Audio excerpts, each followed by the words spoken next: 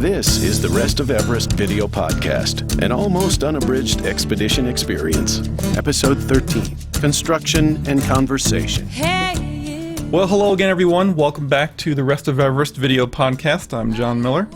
On this episode today, we kind of scramble a little bit, try to make up for Major leaving, and he left in a big cloud of mystery as to what happened to him. Communications were a little bit difficult, and we weren't quite sure where he went and did he go back to Kathmandu immediately. But joining me today, want to welcome back Ben Clark. How you doing, Ben?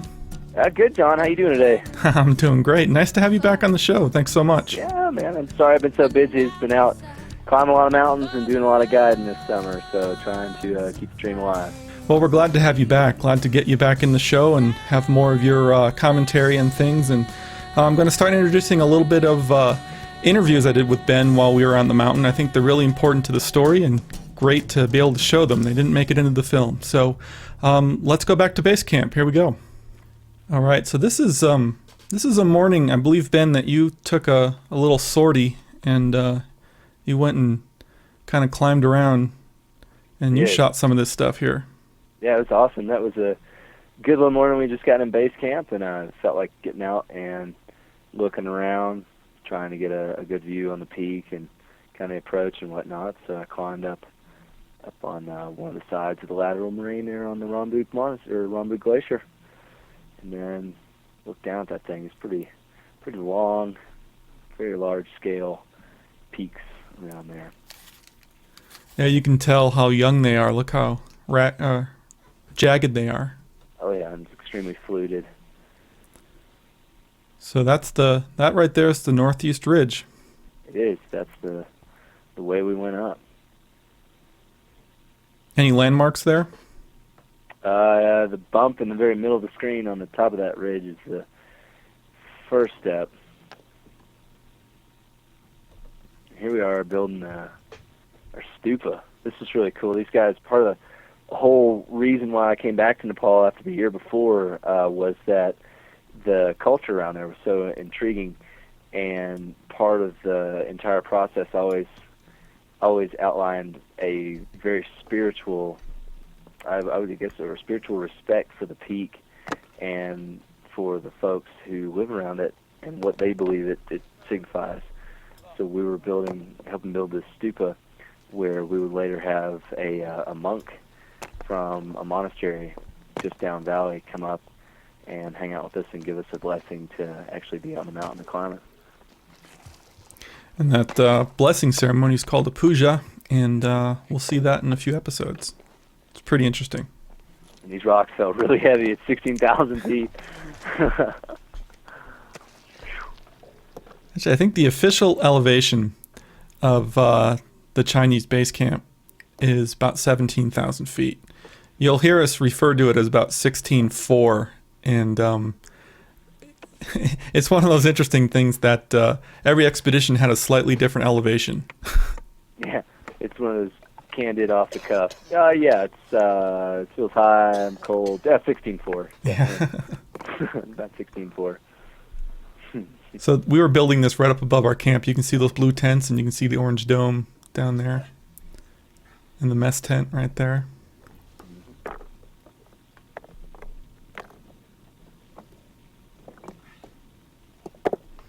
Yeah, I'm glad I was just filming. I only had to carry my camera.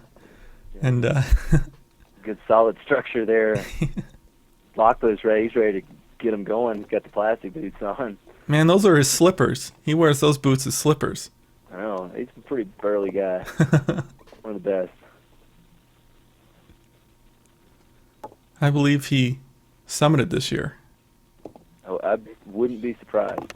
Lawang and Lakpa and a bunch of the other Sherpa guys there were all in Everest Southside this 2006 spring season, and successful on their team's attempt.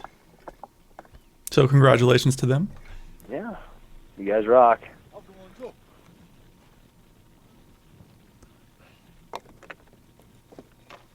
Oh, it's probably Lakpa's 5th time on the summit, something like that. I think so. Lawang's 3rd. Yeah, this was Wallong's first time on a seminar trip.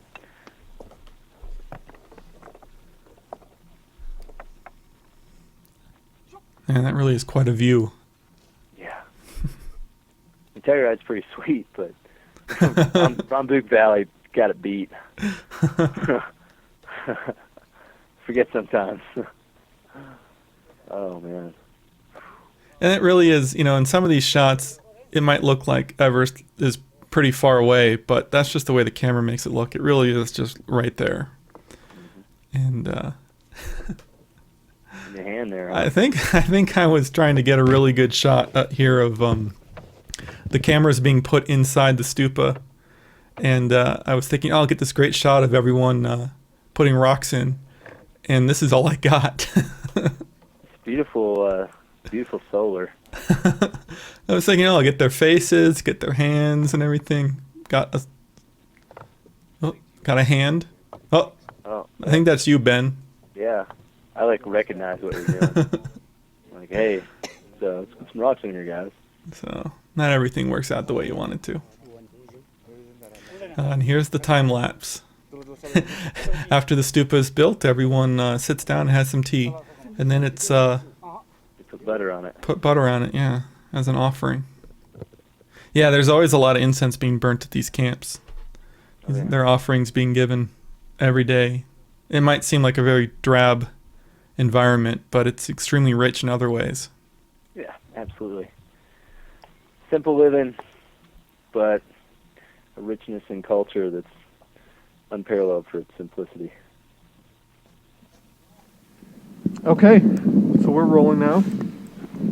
And let's start off. This is the first base camp interview. Tell me your feelings. It's been a long journey into here. I mean, we've been on the road for about, I guess we were in Kathmandu for 4 days, and then another 4 days getting from there to here. And then once we got here, things began to really change. I feel great. I've worked really hard and done everything I could to prepare for this, so I feel really solid. But my concerns right now are not so much with me as they are in trying to take care of the rest of the group. Honestly, it's not discouraging or disappointing because I know what altitude is and I know what its forces can do to people, but it was hard to watch Major go. Major was a real driving force in helping me out and getting to this point, and he helped really inspire me to get to this point. And then John's definitely hanging in there, but it's tough. You're up here and you haven't spent this amount of time up here like I have, then it's going to be hard to acclimatize and get used to it. But I guess at this point, some of the key notes would be that we haven't showered in over a week. We haven't had anything other than rice and pretty much Nepali or Tibetan food for a little while, which has been pretty cool. I mean, it's good to change up your diet some. But, you start missing hamburgers, you start missing pizza a little bit here and there. But primarily, I'm really happy. I mean, I can't get the smile off my face. When I get up in the morning, I'm happy. I'm happy to look up and see the mountain. I'm happy to know that I'm here and that I feel good, and I hope that'll last. I feel like, as long as I keep my mind focused on the task at hand, which is climbing Mount Everest, then, hopefully it will. And I'm just happy to be here, happy to see the mountain, and know this is my turn. It's going to be 50 days from here on out, and that's what I have to get to it, 50 days. This is my focus, and this is the goal, so this is the dream. All right, let's talk a little bit about gear. You had sort of you were in a tight spot yesterday. You couldn't find one of your ascenders. Tell me about that whole experience. Yeah, one of the things, we have a lot of gear. I mean, coming over to the Himalayas demands that you bring a lot of gear with you. And when you're packing, you go through, you have a checklist, and it's a mental checklist or it's a physical checklist, and you're checking everything off. And we got 3 different people coming over here, and we had a lot of things that were unrelated to climbing coming over here. So in the packing of it, which was my job to organize and pack, some things sometimes get put in spots where you've got them. Yeah, absolutely remember, not leaving anything on the floor, nothing's in the kitchen, nothing's sitting in your bedroom. It's all here. but you have to go through and find exactly where it is. And even if you got a checklist to check on it, you still have to dig through it. And we had to dig through our bags for a week without ever having the opportunity to just lay everything out and organize it before we got here. So yesterday, I'm like digging through everything, just looking for this one piece that is so integral to the climb. It's called an ascender, and it's this piece, or it's a device that allows you to hook onto a rope in a way that allows you to advance. You get to move up, and you can stop, and it doesn't come down. It doesn't pull back down. So you're stationary. You're set up in one spot, and that's part of what you have to do on Everest. It's called jugging. You're going to take this ascender, this device, and push it up. It's going to stop. You're going to relax for a second, take a few breaths, and then you're going to push it up again and move forward. And if you don't have one of those, Get a lawn chair. It's going to be a hard time on you. And that's a really integral piece of gear to the climb that I couldn't find. And I ended up finding it in my down suit, which is probably the last place I ever thought it would be. But the first place, obviously, I thought to pack it. So it's interesting. You get over here and you think, you have of 800 and something different things I've got in inventory, here's this one piece, and out of the other 799 that I can't find, that, you know, is in the most obvious spot. So I thought about 9 days ago. Just happens.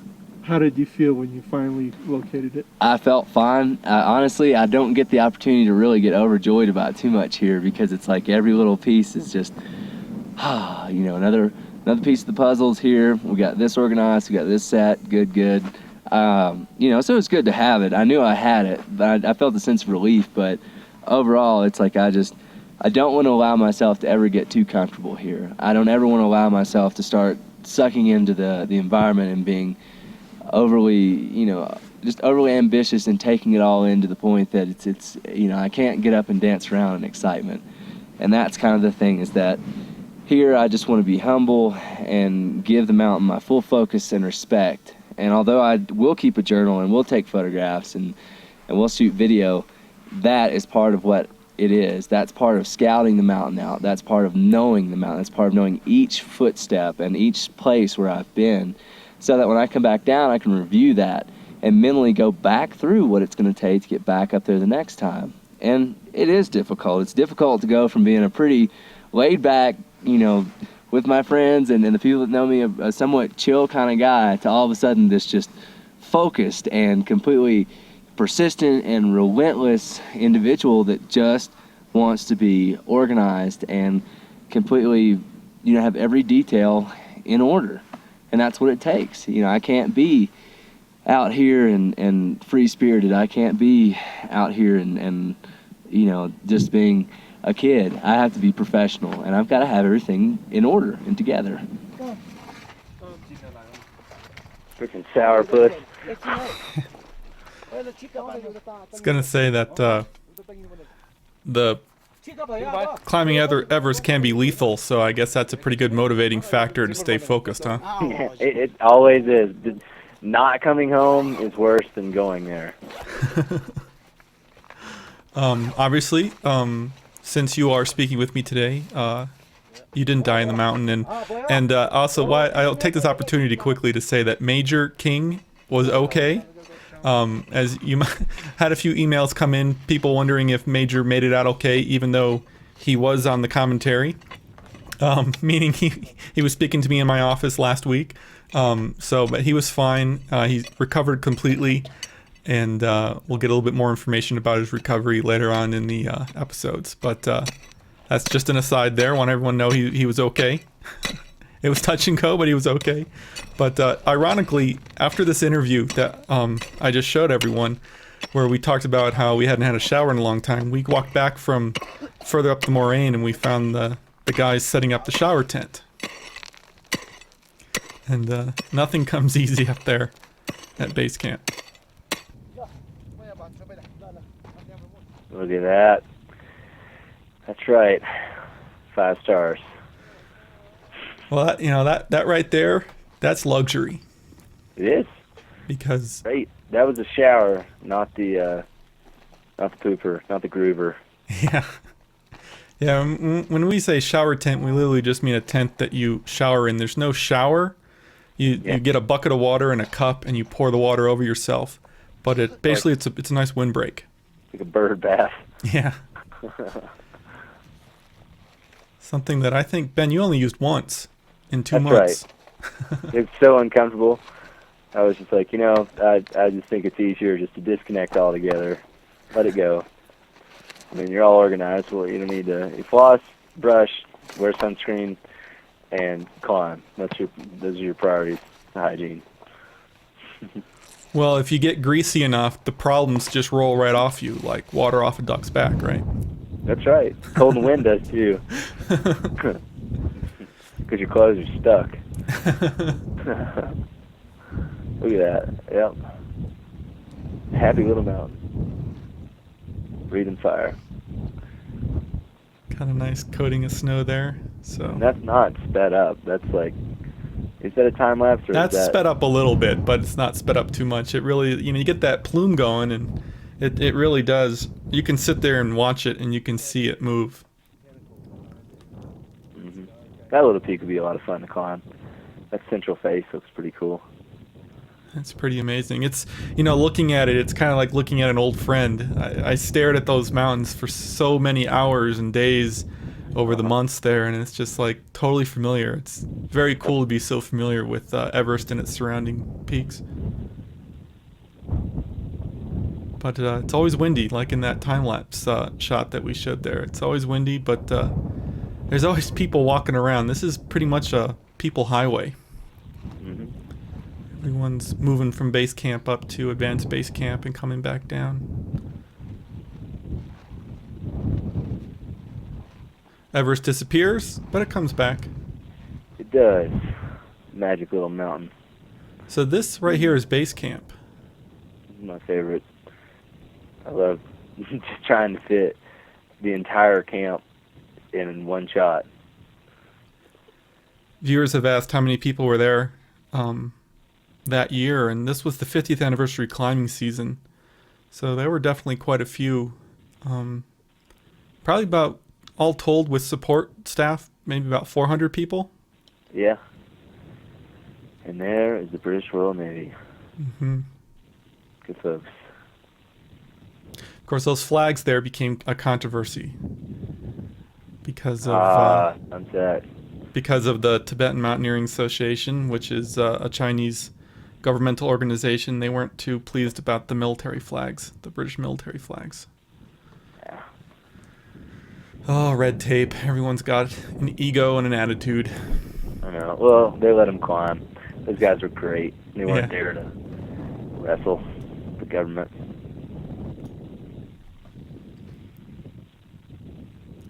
That's a nice, beautiful sunset there. One of many. Everest stays lit forever, it seems, because it's the highest point on the planet. So it is, in fact.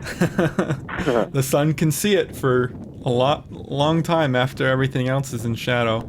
It's pretty cool. These are the things you don't really think about until you're there. When you're there, you're like, oh yeah, that actually makes a lot of sense that it would stay lit longer than anything else. So.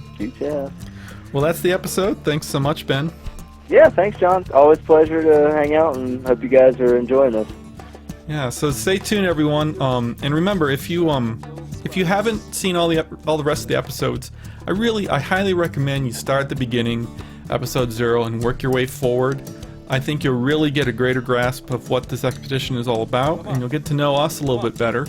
And you'll really feel like you've come along with us. I've been putting these episodes out for about 3 months now, and I think people are really enjoying it and really feeling like they've been part of it. So I highly recommend starting at the beginning and working your way forward. So just check it out. Yeah, seriously, check it out. You'll like it.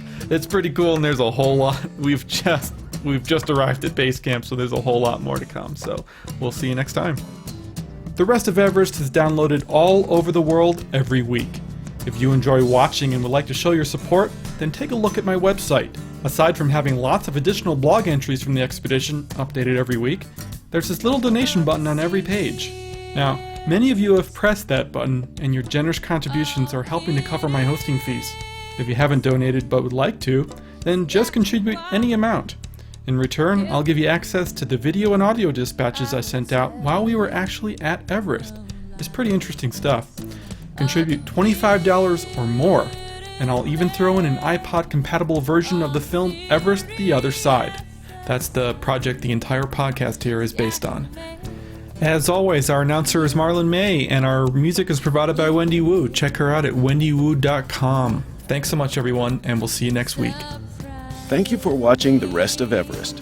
For more information on the expedition, please visit therestofeverest.com.